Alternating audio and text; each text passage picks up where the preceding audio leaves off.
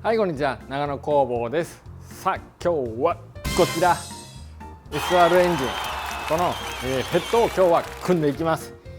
前回にね、この腰下組めたんで、今日はやっとこちらのヘッドを組んでいくことになります。もうね、これヘッド組み終わったらエンジンの完成です。いやー、嬉しいです。やっとエンジンが治ります。